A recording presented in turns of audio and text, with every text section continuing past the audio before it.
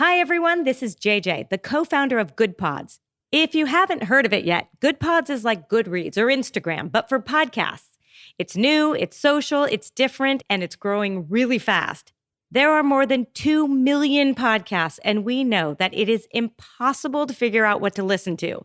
On Good Pods, you follow your friends and podcasters to see what they like. That is the number one way to discover new shows and episodes. You can find Good Pods on the web or download the app. Happy listening. This podcast is hosted by Buzzsprout. Podcasting isn't hard when you have the right partners.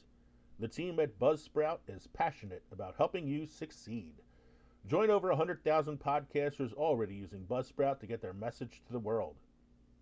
If you want an upgrade, Buzzsprout has tons of guides to help you find exactly what you need. We use Buzzsprout and it's a game changer for us. An all-new analytics system helps us track who's listening to our show and where they're listening to it. If you'd like to use Buzzsprout as well, follow the link in our show notes to buzzsprout.com. And while you're there, let them know that Films and Fermentation sent you.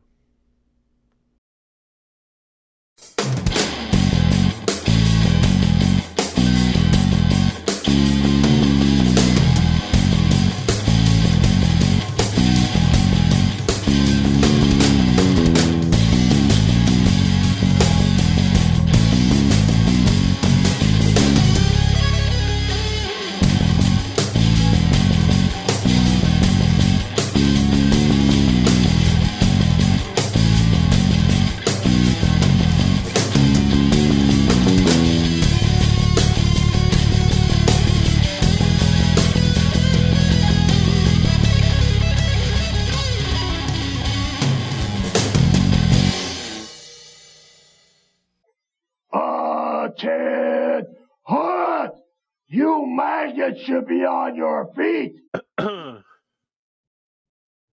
Hey everybody, welcome to Films and Fermentation, episode 129. That's right, we are Films and Fermentation, a movie and alcohol podcast. I'm Leo. I'm Kevin. I'm Mike. We're just three friends who like to talk shit about movies while getting shit-faced. Tonight is episode 129, lovingly titled, Listen Up, Maggots. In this episode, we honor Veterans Day by looking at some of the most entertaining portrayals of drill sergeants in cinema and quotes that we love them for. Plus, we want to say Happy Veterans Day to our friend Michael, who is a veteran. Thank you. Thank you. Happy Veterans Day, Michael. Thank you. Don't forget to drop us an email at filmsandfermentation@gmail.com or visit linktree.com/filmsandfermentation. Find all of our social media and podcast links. Become part of the Films and Fermentation family by going to Patreon to support us or buying our merchandise at teespring.com. What are we drinking tonight, gentlemen? I'll go first. You go first. Go ahead. Okay. My good friend, Leo, happened to take a trip most recently and was kind enough to bring me back a couple beers from Warhorse Brewing Company up in the Finger Lakes. So I am going to crack open a no strings attached Belgian white, brewed with orange, cranberry, and spices. I think my wife would like to try that too.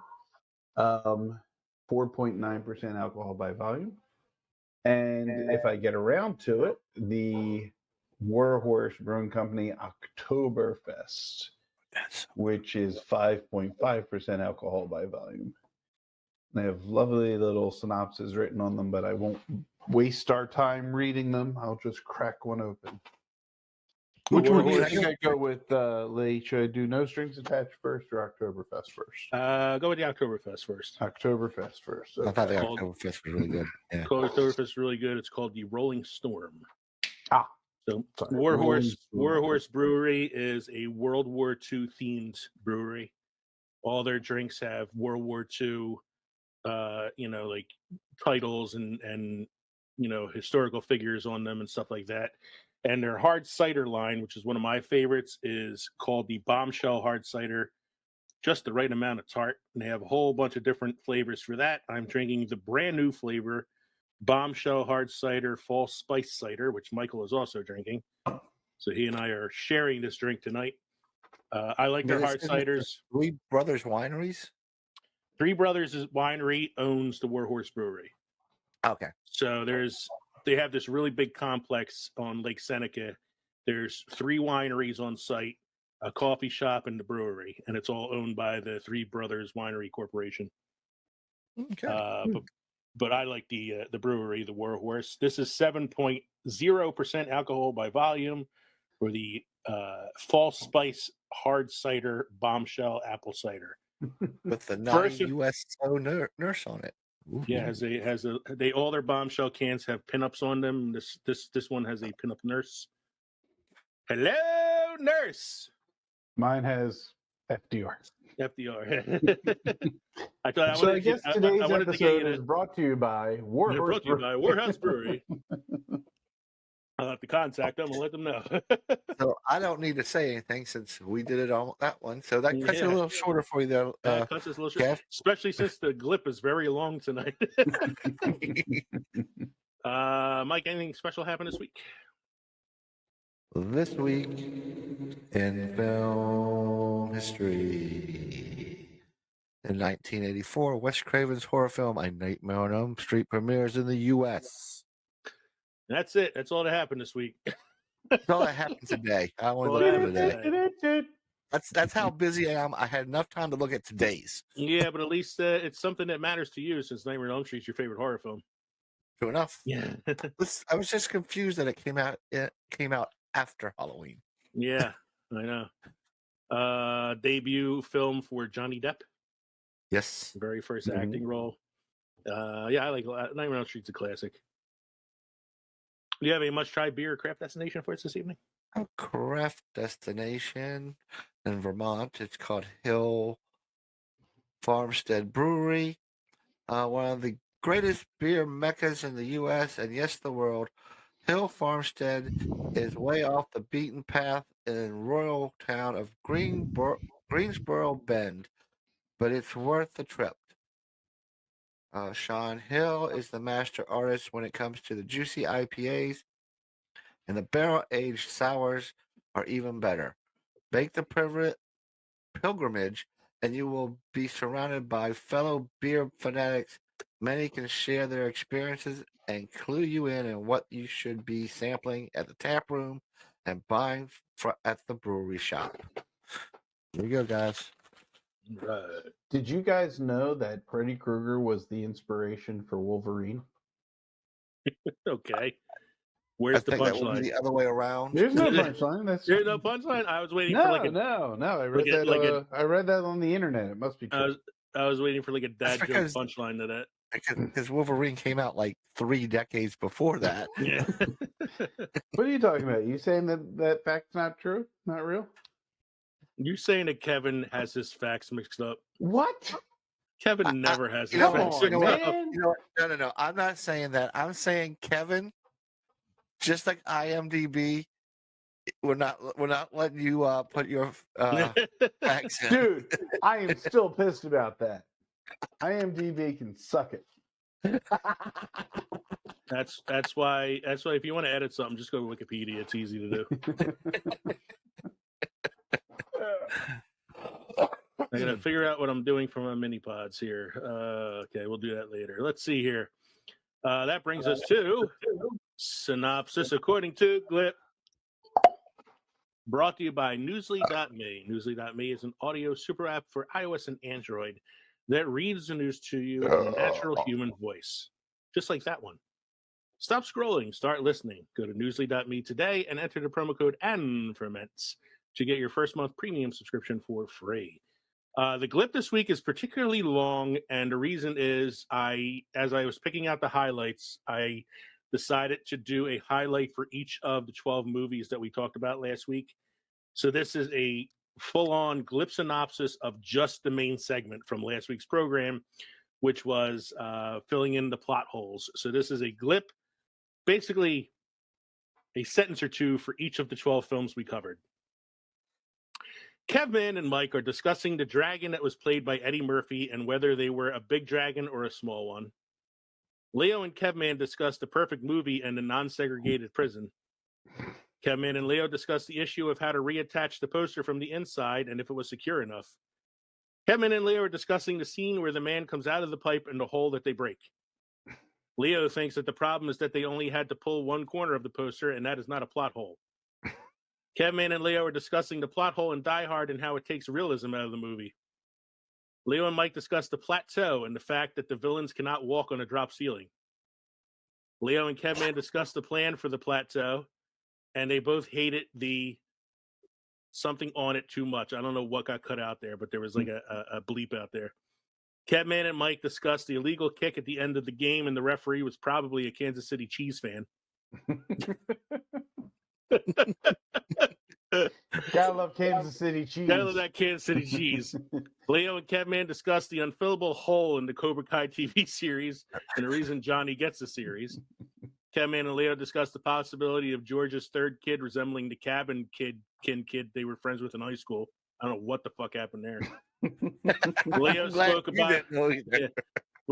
about the plot hole in Toy Story and the solution they found online. Leo and Catman discussed the coincidence of the bus hitting the wall and the timing of it. Catman and Mike discussed the weakness of the human race and the reason why they do not send scouts out. Catman and Mike are discussing the flawed logic of the plot and why the superheroes followed the directions. Catman and Leo discussed the time zone and the limitations of feeding Mugwai after midnight. Leo wants to watch the film, but Mike thinks that the idea of Indiana Jones not being present is innately flawed. There's a lot I don't remember here. Yeah. And I know I was drinking that big thing of mead, but Yes. I still don't remember. I'm thinking, instead of going through this and trying to explain it, listeners Just out there, listen to you the should episode. go back to the previous episode, filling in the plot holes, and then see if you can match the episode to the synopsis I just read you. I can actually post a synopsis on our show notes if they'd like to later, and see if you can match it up. And I don't know, email me or send us a message on Tell us, Twitter or because something. we have no idea what we were talking about last I can week. tell you, it's the 12 movies that we covered in order. You know, it's Shrek, Shawshank, etc. We can't even remember which episode this synopsis came from, so you might as well just start at the beginning. Go back to the first episode of Films and Fermentation. No. Start with about season 2. Yeah, season 2. Start at the first episode of season 2 of Films and actually, Fermentation. If you'd like to start with season 1, start with episode 12. That's our Irish film episode. That is the birth of you corned beef drinking motherfucker. And just ignore the first 11 episodes. Just start from there. Yeah. We really did go back and revisit those 11 episodes, so we have a really good episode of Kind those. of like that first pancake idea. The first pancake never comes out just right. Well, this was our first 11 pancakes. Yeah. You know, Yeah, season 1 is kind of like season 1 of Next Gen. Yeah, You needed it, but we never watch it again. But including now Mike it's, wearing a skirt because skirts but now are it's gender now it's a pancake with chocolate chips in it. I prefer the bananas. It's got bananas in it too. It's got strawberries as well. No blueberries though. Mike don't like blueberries. No blueberries. So yeah, so the synopsis is basically just every movie we talked about last week in order. If you'd like to go through and try to decipher it, feel free to, and you can notify me or one of us through our email or through Twitter or whatever, and let us know if you were able to figure it out, because I'll tell you what, there's I'm some shit here that I can't fucking figure out. I want to know what George's third kid resembling the cabin kid they were friends with in high school. I wonder what the plateau was. Well, cabin kid is Calvin Klein. I think it's how it read it George. for some reason. Okay. Yeah. Yes. The third kid is Marty. I wonder what the plateau was. Yeah, the plateau one really has me. Plateau came out twice. I'm like, what? Yeah, it happened twice. And apparently it thought you wrote the dissertation about Indiana Jones that I read at the end of that episode. All right, we're going to take a short break. Here's some messages from some of our podcast friends out there. And when we come back, we're going to take a look at our main segment, Listen Up, Maggots. This is a segment in which we're going to look at our favorite drill sergeants from cinema and their look at some of their quotes. We're going to talk about which quote we think is the top quote for each of these drill sergeant characters. You eyeballing me, boy? So we'll be back in a short minute here. Please stay with us. Hello, everybody. Let me ask you a question. When you were a kid, did you ever wonder what teachers talked about in the teacher's lounge? You probably didn't miss much. It's usually boring stuff like grading papers, lesson planning, and then figuring out the new train schedule. Train schedule? Well, I teach in the city. But sometimes, at one of the not-so-cool tables in the back of the teacher's lounge, you might find us, the Fandalorians, teachers by day, nerds by night. My name is Mr. Richardson, and by day, Mr. McDonald, Mr. G, and I teach and inspire America's youth. But by night, we debate, discuss, and argue about all things in the pop culture universe on our podcast. We discuss all the biggest pop culture topics in the world, like Ozark, Stranger Things, The Marvelous Miss Maisel, Marvel, Star Wars, Top Gun Maverick, The Old Man, Bridgerton, you name it, we'll probably discuss it. You guys watch Bridgerton? Yo, season 1 of Bridgerton was awesome. You don't know what you're missing. Since we are teachers, you will always get a ton of background information about our topics and original teacher-themed segments, like our pop culture morning announcements, building meetings, and post-observation reviews of shows and movies. Oh, and arguing. You'll get lots of disagreements and arguing, like way more than I'm comfortable with. You can find us wherever you listen to your podcasts. Just search for The Fandalorians, Teachers by Day, Nerds by Night. Then join us every Monday as we look into the current state of fandom and pop culture. Hey, look, the bell's about to ring. We need to head to the buses. Hopefully we'll see you guys soon. Well, I mean, they're not going to see us because this is a podcast. I know. But they can't even see us when you think about it, so they won't see us either. Oh my God, you know what I meant. It wasn't literal. Just ring the bell. Ring the bell. The Fandalorians, Teachers by Day, Nerds by Night. I hope you listen and subscribe to us soon. I hate you guys.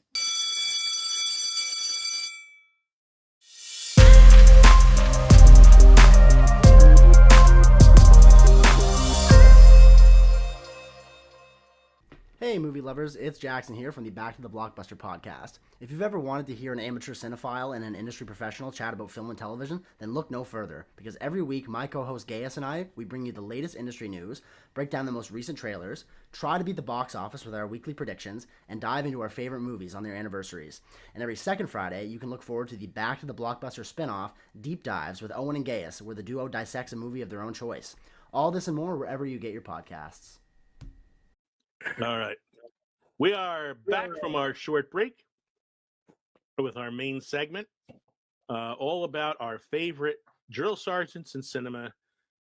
We picked out, I mean, there's plenty of characters out there. There's plenty of movies out there. We picked out 6, though, that we think kind of stand out in movie history, whether because the film is a straight-up drama with some very memorable moments, or a comedy, or a movie that mixes comedy with drama. In the case of Full Metal Jacket, where it's not meant to be funny, but man, it's hard not to laugh at some of the shit he says to those guys. They do say that shit. They do say that shit, and other things all along the line here. So we're starting with probably one of the most famous drill sergeants in the history of cinema. A role that was so iconic that the actor who played the drill sergeant was an actual drill sergeant, and really only became an actor after this film because he was so popular afterwards. And that is R. Lee Ermey, who actually recently passed away, I believe, a couple of years ago, playing Gunnery Sergeant Hartman in Full Metal Jacket. Did your parents have any children that lived? Sir, yes, sir. I bet they regret that. You're so ugly you could be a modern art masterpiece. Now, if you click on the name there, guys, I put a link in there to the IMDb quote page just for those characters. He has so many things. Like Private Joker. That whole 20-minute opening is just him ripping a new hole into every one of the soldiers in his platoon. I mean, there's so much. Yeah. I am Gunnery Sergeant Hartman, your senior drill instructor. From now on, you will speak only when spoken to. The first and last words out of your filthy sewers will be, sir. Do you maggots understand that? Sir, yes, sir. Bullshit, I can't hear you. Sound off like you have a pair. Like he's just, man. Did your parents have any children that lived? Your parents have any children? I'm looking at his opening monologue. You ladies leave my island. If you survive recruit training, you will be a weapon. You will be a minister of death praying for war. But until that day, you are pukes. You are the lowest form of life on Earth. You are not even human fucking beings. You are nothing but unorganized, grab-ass-tastic pieces of amphibian shit. Because I am hard, you will not like me. But the more you hate me, the more you will learn. I am hard, but I am fair. There's no racial bigotry here. And then he goes in this whole line of like racial derogatory terms. I only want to repeat. Because you are all equally worthless. My orders are to weed out all non-hackers who will not pack their gear to serve in my beloved corps. Do you maggots understand that? Sir, yes, sir. Oh, dear Lord. What else we got here? Son, you're so ugly you could be a modern art masterpiece. Oh, what's your name? Bullshit! Fat I bet you stuck a golf ball through a garden hose.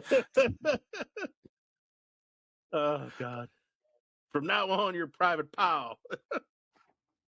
I bet you're the kind of guy that would fuck a person in the ass and not even have the goddamn common courtesy to give him a reach around. I'll be watching you. How tall are you, Private? Sir, 5'9", sir. 5'9". I didn't know they stacked shit that high. This whole page is just fucking gold. What is this Mickey Mouse shit? What in the name of Jesus H. Christ are you animals doing in my head? He even right up to the moment when Private Pyle kills him, Mm-hmm. he's still throwing insults out. His last line is, "What's your major malfunction, numbnuts? Didn't mommy and daddy show you enough attention when you were a child?" And then he gets shot. Where the hell are you from, Private? Texas. Holy shit, Texas. Only steers queers come from Texas, Private Cowboy. You don't much look like a steer to me, so that kind of narrows it down. Do you suck dicks? Sir, no, sir. You a Peter Puffer? Are you a Peter Puffer? And that's where he says the reach around comment. Mm-hmm. Oh man, I love that. It's a lot of people try to defend the second half of that film, and I'm like, I don't know. I think the second half of the film is pretty good, but man, there's nothing like that opening 20 to 30 minutes of the boot camp. I'm like red face right now. I like when he has them singing, "This is my rifle, this is my gun, this is for fighting, this is for fun." And they got their one hand on the rifle, the other hand on their nuts.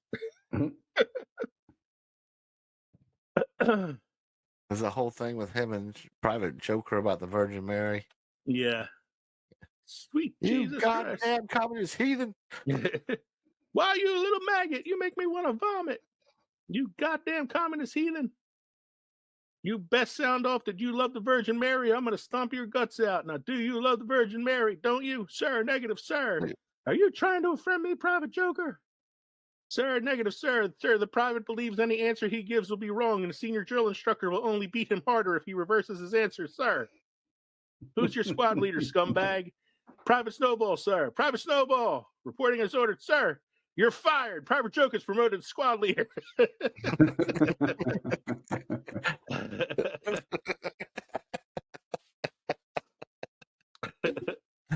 Oh, man. What's one of the other songs they sing in there? I don't know what I've been told. Eskimo pussy is mighty cold. It's hard not to be offensive, but it's funny. How he finds the jelly donut in Private Pyle's footlocker. Oh, jelly donut. You are a disgusting fat body. Oh, man. Yeah, and he makes him eat it while the rest of the guys do push-ups. I like there's the one scene where he's talking about how much he admires Lee Harvey Oswald because he learned how to become a crack shot in the Marines. So do you have Holy Jesus, what is that? What the fuck is that? What is that, Private Pyle? Sir, it's a jelly donut, sir. I'm looking for one. Oh my God, it's so racist. The shit he says to Private Snowball. Are you quitting on me? Well, are you? Then quit, you slimy fucking walrus-looking piece of shit. Get the fuck off my obstacle. Get the fuck down off my obstacle now. Move it, or I'm going to rip your balls off so you cannot contaminate the rest of the world.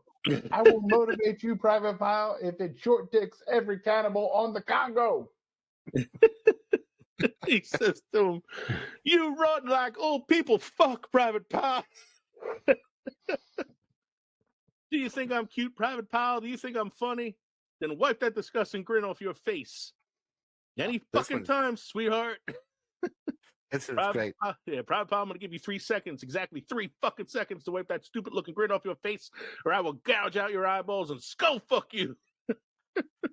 You best unfuck yourself or I'll unscrew your head and shit down your neck. Yeah. Oh man, there's just so many to like choose from, but I'm gonna say like, what's your favorite? Your ass looks like about 150 pounds of chewed bubble gum. Oh man. Oh God, there's too many. There's so many fucking quotes. Too many. So he was originally on the set as a consultant for Stanley Kubrick and for the other people in you know, writing the film and all. And the drill sergeant that they had originally cast it couldn't get the cadence right and wasn't like insulting enough and all that. And he would go in and like show him what to say. And Kubrick was like, "Why don't you just go in and do it yourself?" And the rest is history. He had an acting career for like decades after that. Is that one of D'Onofrio's first roles? D'Onofrio, it was one of his very, very first roles. Yeah, I think his first role was the Thor lookalike in Adventures in Babysitting. Okay. But this is like the first role where you see how like dedicated he is to it, that he changes his body for the roles he plays. Because he was like thin and good looking and all in the Babysitting movie, and then this movie he got overweight and all that to play this role. Yeah, he's underrated, I think, D'Onofrio. Yeah. Mm-hmm. Let's see. There's so many fucking quotes. Kubrick let Arlie Ermy go with his improv, which is not a very Kubrick thing to do. No, Kubrick was a perfectionist. Like he would shoot scenes like fucking 60, 70 times. Mm-hmm. Yeah, but he was like with Arlie Ermy, man, like, you know what you're doing, just do it. It's really hard to choose, but I think I'm gonna go with, did your mother have any children that lived? It's just such such a specific. I didn't know they stack shit that high. I didn't know they stack shit that high is a pretty good one too. No, you know, it's another really good one is "You're so," because it's like you don't hear this one that often. "You're so ugly you could be a modern art masterpiece." So, Kev, do you have one that you want to? I'm sorry, guys. I got caught up looking at the trivia because I was so interested in what was going on. We're not doing trivia. What your major malfunction, numbnuts? No, that's so good. I definitely say, like, for me, it's a tie between "Did your parents have any children that lived?" and "You're so ugly you could be a modern art masterpiece." I mean, there's some other ones in there that are really good too, but they're so like fucking either racist or like homophobic or whatever that like I don't even want to repeat them, but they're amazing insults. The hell. His whole opening monologue's fucking special too. We're good. Call. All good. All right, should we move on to the next one then? Yeah, better. We're running out of time. Yeah, next one is Gunnery Sergeant Emil Foley, played by Louis Gossett Jr. in An Officer and a Gentleman. Now, why would a slick little hustler like you want to sign up for this kind of abuse anyway? I want to fly jets, sir. My grandmama wants to fly jets. I wanted since I was a kid. We're not talking about flying here. We're talking about character. I've changed. I've changed since I've been here. Hell, you have. I've changed, sir. No, you just polished up your act a little bit. You just shined it up. Now tell me what I want to hear. I want your DOR. No, sir. I want your DOR. I ain't gonna quit. Spell it. D-O-R. I ain't gonna quit. Yeah, then you can be free, and you and your daddy can get drunk and go hall chasing together, huh? No, sir! This is not that it's the first drill sergeant role in cinema, but it's the first major one, I think. And he actually won an Oscar for Best Supporting Actor for this role. So he's kind of like the predecessor to all the other great drill sergeant actors in cinema. This has that famous scene with the I got nowhere else to go. I got nowhere else to go. I got nothing else. But he has there's two things that come out of Oklahoma: steers and queers. Which one are you? So he has a similar insult to the one that that Arlie Ermy uses. I would say this one would come first because this movie came out before that one did. Mm-hmm. Let's see. Casey Jones was a son of a bitch. Drove his train through a 30-foot ditch. Came on out with his dick in his hand. Said, "Listen, ladies, I'm a hell of a man." Went into town and lined up 100. Swore up and down he'd fuck everyone. Fucked 98 till his balls turned blue. Then he backed off, jacked off, fucked the other two. Yeah, you're not allowed to sound that stuff in the military anymore. You're not allowed to do that kind of stuff anymore? No. Because he's got another one, too. Jack Armstrong was the son of a gun. Hitchhiked to Vegas in the summer sun. Hit the tables, won 73 grand. Said, "Check it out, girls, I'm the man." Went out for dinner and treated 100. Swore on his life he'd kiss everyone. Kissed 98 and his lips were blue, so he caught his win before he kissed the last two. Oh, that's the TV edit of the original one. TV edit sucks.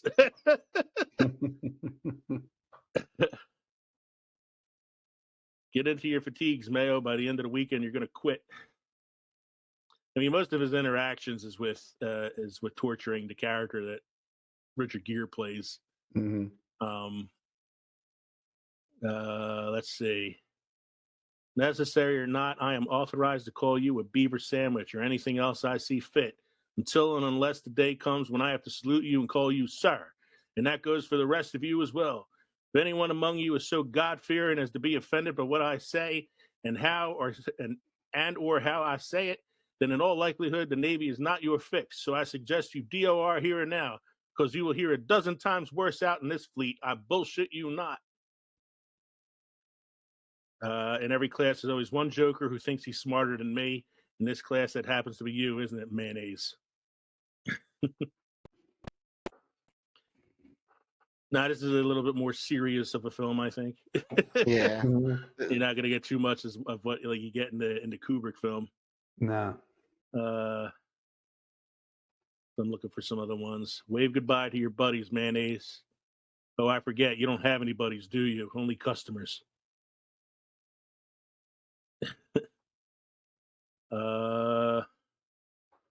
Yeah, so you're not gonna get too many super insulty ones. Family of gooks for sitting in a ditch.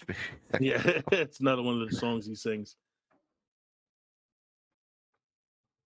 I don't believe what I'm saying. Where have you been all your lives? At an orgy, listening to Mick Jagger, music and bad mouthing your country? I'll bet. Better stop eyeballing me, boy. You're not worthy to look your superiors in the eye. Use your peripheral vision, or I'll rip your eyeballs out of their socket and eat them for breakfast. Understand? Every time I say understand, I want the whole group to say, yes, sir, understand? That's about the extent of it. Mm-hmm. But I think my favorite line, though, is the unedited Cadence song.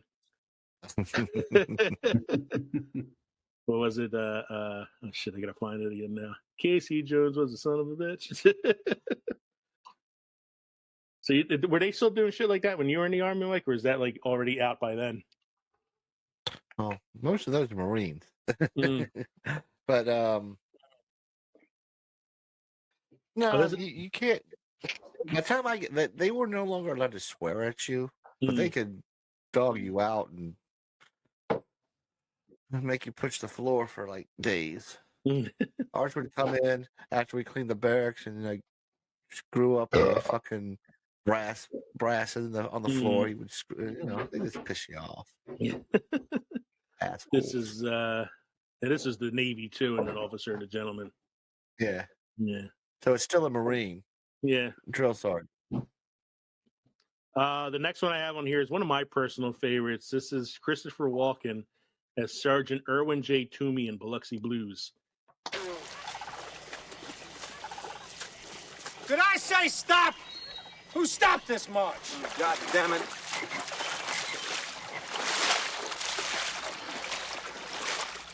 Did you hear me call halt, Pinelli? No, Sarge. But that looks like pretty deep water. No shit. What does that mean? Selridge. Well, it means that looks like pretty deep water. Selridge, you would need 3 promotions to get to be an asshole. Oh, I like this one too. One of the reasons I love this one is because he's not the typical like yelling at you, cursing you out drill sergeant. He's very calm, but he's also still pretty like bitter and biting anyway. And I could give you a few off the top of my head. Like one of my favorites is they're marching through the swamps, and they get to a point where there's a really like large body of water, and they're not sure if they could cross it.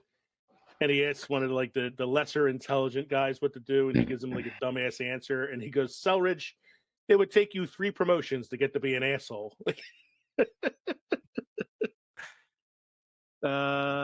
Something about you New York boys that rifles my ass. Yeah. You don't appreciate the Army, do you? Then there's the whole opening scene where they have to respond with ho as their answer. Not Ho. yes, not no, just ho.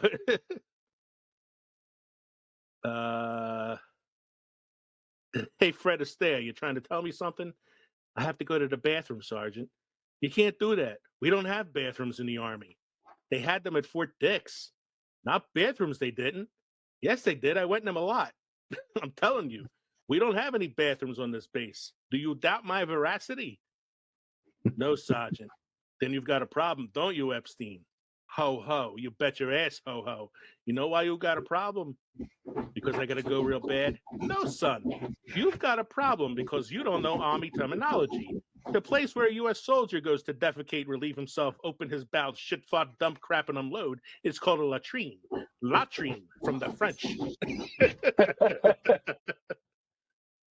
What would you do if the entire Japanese army was coming up behind you? Surrender and get some sleep?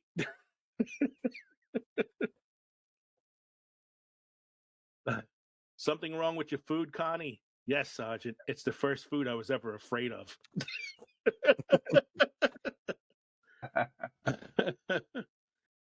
Oh, God.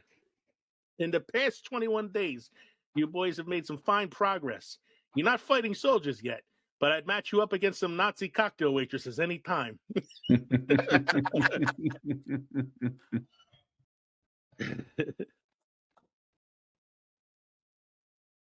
I heard threats. I heard challenges, invitation to bust noses of minority races.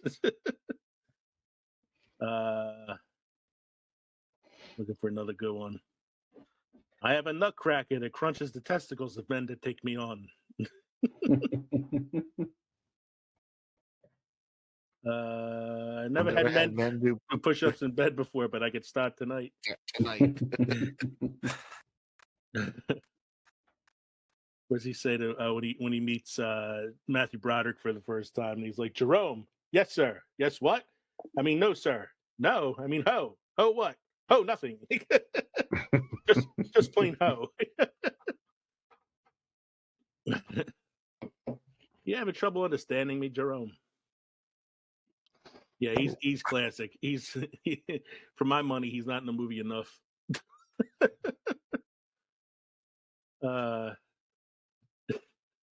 Jerome, this is July, Rosh Hashanah, and Yom Kippur in September. I have an all-religious calendar in my barracks. Don't you try this shit again with me, boy.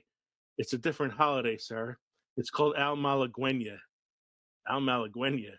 It's for Spanish Jews. Eating good health and happy Al Malagueña to you. But I think for my money, my favorite line has to be, "It would take you 3 promotions to get to be an asshole." That's a special kind of insult right there. I think Biloxi Blues is an underseen film. Anybody out there, if you've never seen Biloxi Blues, you should check it out. It's part of a trilogy of Neil Simon plays that are very good, and they don't ever actually go to war. It's just about the boot camp, but it's pretty funny and worth the time. The next one I have here is Warren Oates as Sergeant First Class Holka from the early 80s comedy Stripes, starring Bill Murray and Harold Ramis. All right, men, we're going to fall in here alongside this roadway in a column of twos. Fall in. Move it, move it. Hi. Move it. You know something, soldier? I've noticed you're always last. I'm pacing myself, Sergeant. Move it! Now, I don't remember his having like too many like funny lines. Like he's mostly like a put upon character because he gets like the shit kicked out of him throughout the film for no fault of his own, other than just the ineptitude of his platoon. But we got let's see here. Men, welcome to the United States Army. I'm Sergeant Holka. I'm your drill sergeant. Before we proceed any further, we got to get something straight. Your mamas are not here to take care of you now. Just you, me, and Uncle Sam. And before I leave you, you're going to find out that me and Uncle Sam are one and the same. Here's a good one. We got a full day ahead of us. We're going to start with a 5-mile run. I know I speak with the entire platoon when I say this run should be postponed until the platoon is in bed rested. Well, I'll tell you what, soldier. Let's make it 10 miles. Men, we're going to fall out with locker boxes, and we're going to have locker box inspection. Then we're going to go do 10 miles, rain or shine. So you better hit them bunks, my little babies.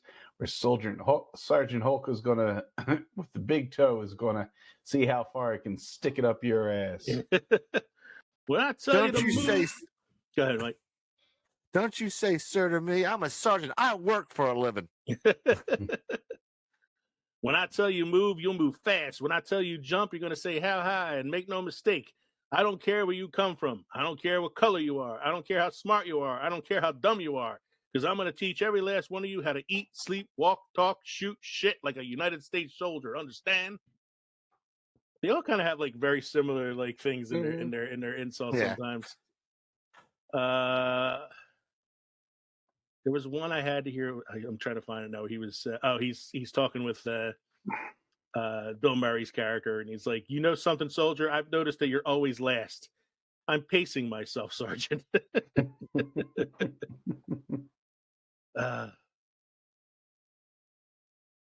Now, since nobody else has got the guts to admit to the rest of the platoon, we'll do the next 2 weekends on KP. Sir, if you take those numb nuts who can't even tie their own shoelaces.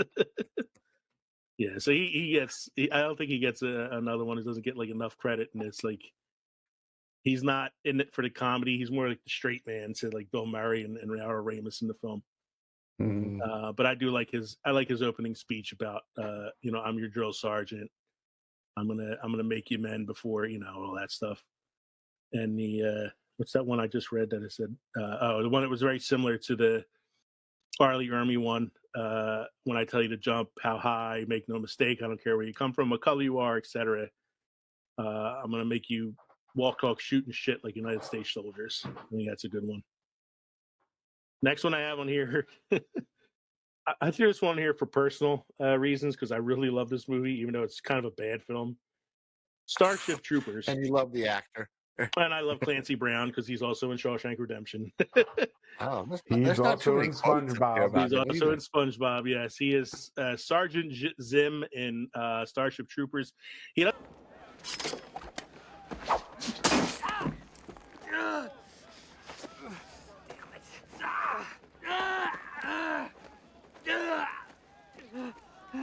enemy cannot push a button if you disable his hand.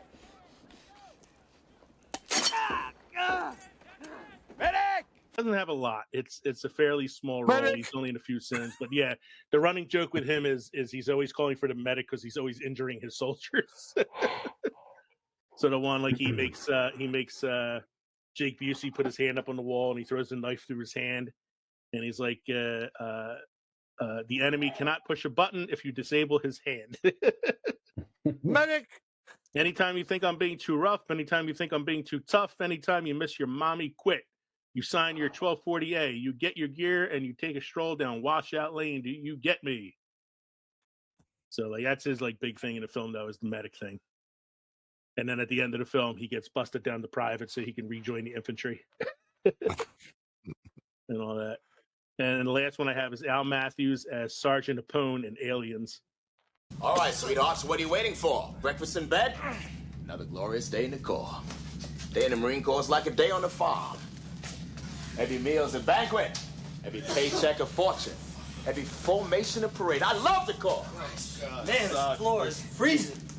What do you want me to do, fetch your slippers for you? Gee, would you, sir? I'd like that. Look into my eye. This one's kind of like not so much drill sergeant as he's like the leader of this like platoon that's going out to fight the aliens, but he does have some like drill sergeant like moments, like all right, sweethearts, you heard the man and you know the drill, assholes and elbows. All right, sweethearts, what are you waiting for? Breakfast in bed, another glorious day in the Corps. Day in the Marine Corps is like a day on the farm. Every meal is a banquet. Every paycheck a fortune. Every formation a parade. I love the Corps.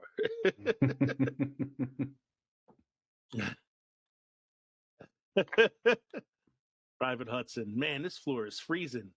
What do you want me to do? Fetch your slippers for you? Gee, would you, sir? I'd like that. Look into my eye. Any questions? What is it, Private? How do we get out of this chicken shit outfit? You secure that shit, Hudson. Hudson, no, that's the Bill Paxton character, Hudson. It seems like a lot he's yelling at Hudson. Knock it off, Yeah, Hudson. it's mostly Hudson getting yelled at. Hey, Top, what's the ops? It's a rescue mission. You'll love it. There's some juicy colonist daughters we have to rescue from their virginity. Knock it off, Hudson. Somebody wake up, Hicks. All right, sweethearts, you're a team, and there's nothing to worry about. We come here, we're going to conquer, we're going to kick some. Is that understood? That's what we got to do, sweethearts. We're going to go and get some. All right, people? On the ready line. Are you lean? Yeah. Are you mean? Yeah. What are you? Lean and mean. What are you, Hudson? Get on the ready line, Marines. Get some today.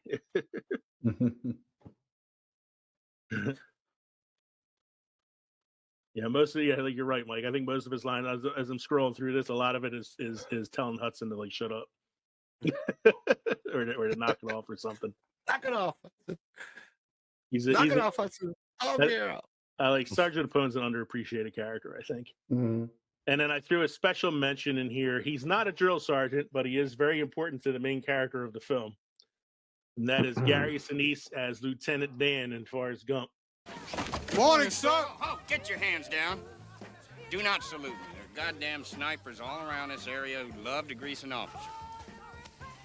I'm Lieutenant Dan Taylor. Welcome to 4th Platoon.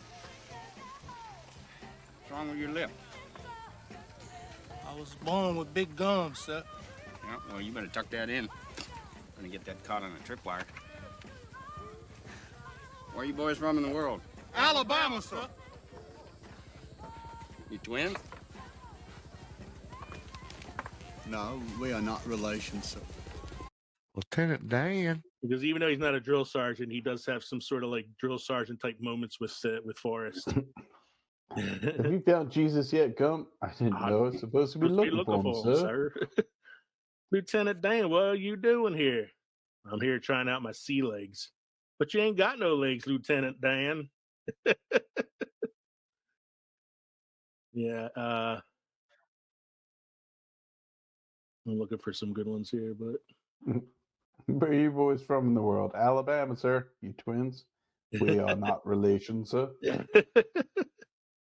What's wrong with your lip? Oh, get your hands down. Do not salute me.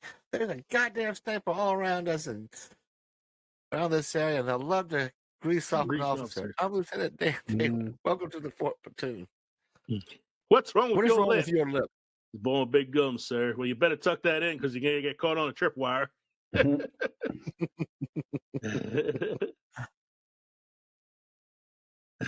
So what are you doing in New York, Lieutenant Dan? I'm living off the government's tits, sucking it dry.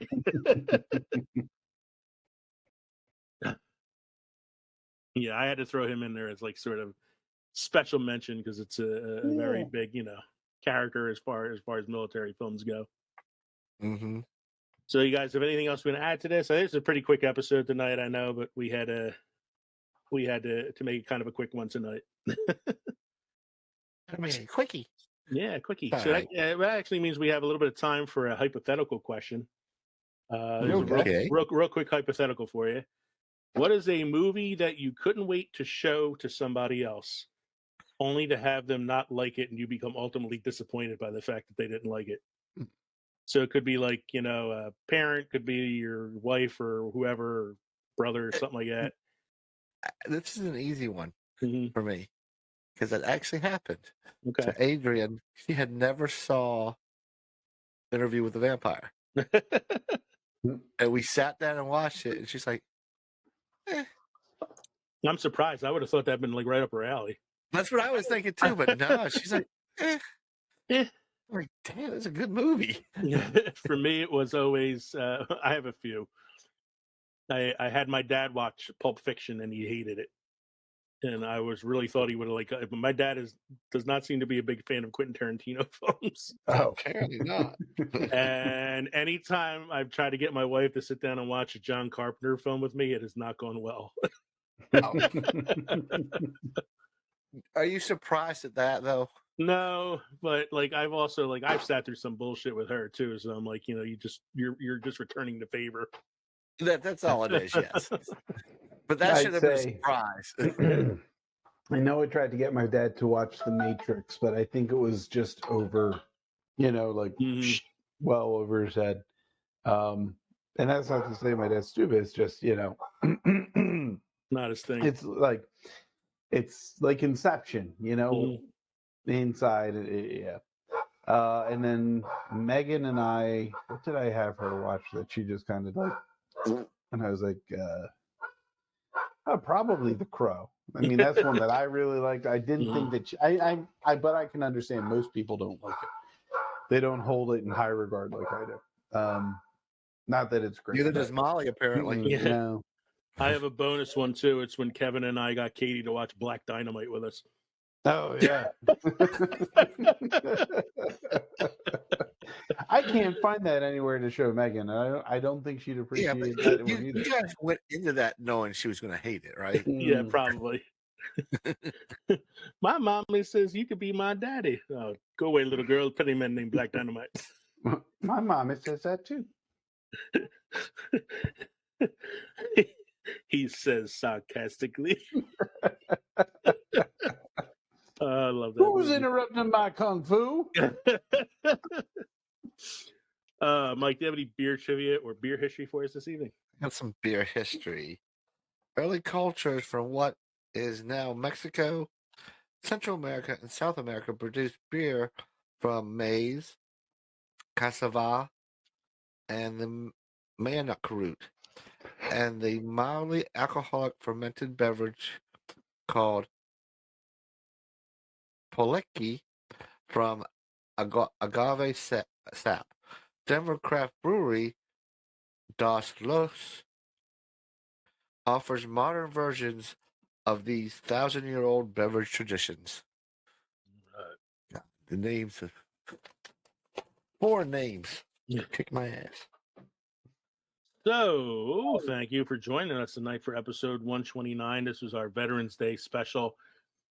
Listen up, you maggots, as we looked at some of our favorite drill sergeants in cinema and talked about some of our favorite quotes, because you always get a minefield of quotes from those drill sergeant characters. It's always fun to listen to. So we hope you enjoyed listening to this podcast as much as we enjoyed recording it for you. Don't forget, you drop us an email at filmsoffermentation@gmail.com or visit linktree.com/filmsoffermentation. Find all of our social media and podcast links. Support us on Patreon or buy our merchandise at teespring.com and help us support the show. What did you think of your drinks this evening, gentlemen? Very good, sir. Thank you very much. Yeah, I did. Mine was quite delicious. So I had the the wit beer one, Kev, that you have there too, the no strings attached. That one, I thought it was just a straight up wit beer. I didn't realize it had like fruit flavors in it, like orange and cranberry and all that. So that kind of took me by surprise a little bit. A little bit on the bitter side. A little bit on the bitter side. But I really, really like the Oktoberfest, and that's the first time that they've released an Oktoberfest. Mm-hmm. And the fall spice cider that Mike and I had tonight, this is their first time releasing this as well. So these are all brand new products, and I really enjoyed all of them. Yeah, they're very good. Mm-hmm. And I'm glad I didn't get into this because I think Megan would really like to try this as well. So okay, I'll put that aside for when we can have it Plus, together. she wants you to be looking straight. You think? Yeah, you have some special things you got to do tonight that you need your faculties for. Don't forget to stop by the crossroads between pickled and fermented next time around. Actually, next time around is going to be a little while. We're going to take a couple weeks off here for the Thanksgiving holiday. Our next episode will be episode 130, which will be the week after Thanksgiving. Subject to be announced. We're not quite sure what we're going to be doing yet for that episode. But in the meantime, over the next couple weeks, even though we're not producing a full episode, I will be dropping some mini pod reviews. I can tell you that I have one for A Haunting in Venice, which is the third Hercule Poirot movie produced and directed by Kenneth Branagh. I just watched it recently. I'm going to do a little... How was it? It was, yeah. Okay. It was. I thought it was better than Death on the Nile, but nowhere near as good as Murder on the Orient Express. Okay. That's still the best of the three so far, and this one was pretty good. It had Death on the Nile didn't suck, so it was okay. I didn't like it as much as the first one. This one has Tina Fey, Michelle Yeoh, Jamie Dornan, and some other like actors in the film. It's pretty good. Pauly Shore. Pauly Shore. I'm gonna do a little retro review of The Omen, which I just watched for the first time in a long time recently. And I might throw another third mini pod review in there at some point. I'm just not sure what I'm going to be covering on it, but you can look out for those in the next week or two as we take a little bit of time off for Thanksgiving, and we'll be back after the Thanksgiving holiday with a brand new full episode, which will be episode 130. Again, I'm Leo. I'm Kevin. I'm Mike. Thanks, everybody, for all your support. Keep following us on all of our social media sites and listen to the show and downloading it, reviewing it, and rating it. We really appreciate all the support. Cheers, folks. Cheers.